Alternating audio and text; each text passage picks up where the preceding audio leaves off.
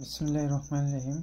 আসসালামু আলাইকুম প্রিয় ভিউয়ার্স, আশা করি আল্লাহর রহমতে যে যেখানে আছেন ভালো আছেন, সুস্থ আছেন। সবার সুস্থতা কামনা করে আরও একটি পাওয়ারফুল মন্ত্র নিয়ে আসছি, কর্ণপিশাচিনী মন্ত্র। কর্ণপিশাচিনী মন্ত্র দিয়ে কি করতে পারবেন?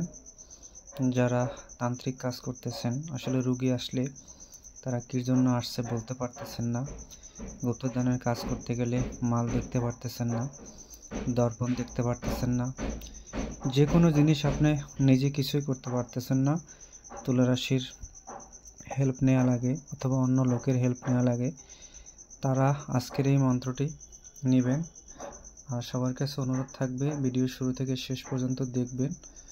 ভালো লাগে অবশ্যই কমেন্ট এবং লাইক করবেন। আর এই মন্ত্র আমার সম্পূর্ণ নিজ পরীক্ষিত মন্ত্র, এটা স্বয়ং সিদ্ধি মন্ত্র। এটা অনেকেরই আমি দিয়েছি, যারা ফলাফল সঙ্গে সঙ্গে পেয়েছে। আজকের আপনাদের দিতেছি এই কারণে, অনেকেরই দেখতেছি যে আসলে কাজ করতেছেন কিন্তু আসলে আপনি জানতে পারতেছেন না, আপনার কাছে কোনো মক্কেল নাই, অথবা যা আছে তারা সে পাওয়ারফুল মক্কেল না। যেরকম গুপ্তধনের কাজ করতে গেলে খুব পাওয়ারফুল মক্কেল দরকার হয়, যা আপনি সেরকম নাই। আর এই কর্ণপিশাচিনী খুব পাওয়ারফুল। যারা পুরানো তান্ত্রিক আছেন তারা অবশ্যই এ সম্বন্ধে জানা আছে, আর যারা নূতন শিখতেছেন তারা হয়তো জানেন না।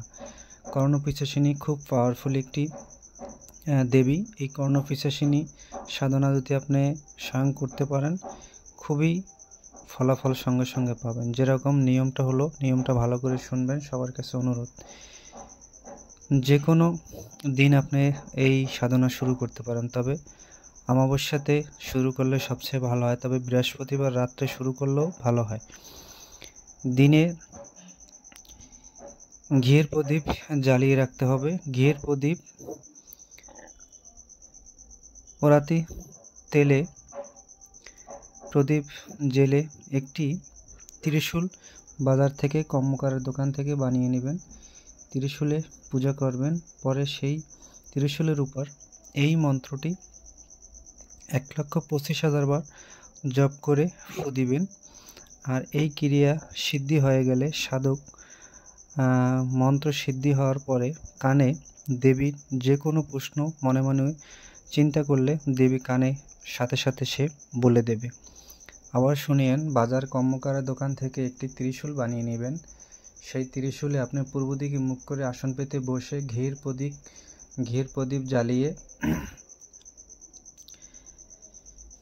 প্রদীপ জ্বালিয়ে উবাতি তেলে প্রদীপে ধূপকাঠি জ্বালিয়ে পূজা করবেন ত্রিশূলটাকে। সেই ত্রিশূলটাকে এই মন্ত্র 1,25,000 বার জপ করে ত্রিশূলটাকে ফু দিবেন।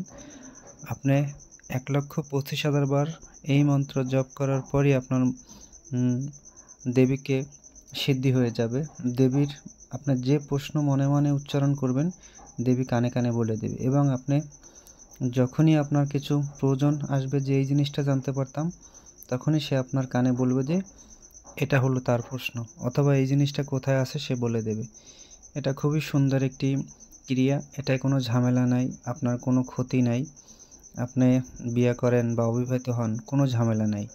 আপনাকে কোনো প্রেশানি দিবে না, আপনার কাছে খাবার চাবে না।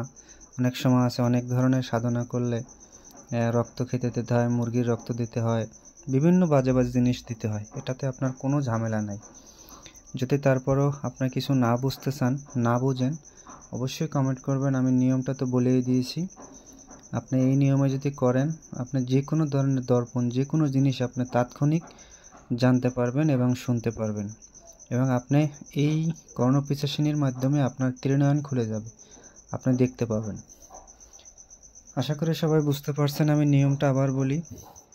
নিয়ম: দিনে ঘিয়ের প্রদীপ জ্বালিয়ে রাখবেন, অথবা তেলের প্রদীপ জ্বালিয়ে রাখবেন। একটি বাজার থেকে ত্রিশূল কিনে নিয়ে আসবেন, অথবা ত্রিশূল বানিয়ে নিয়ে আসবেন।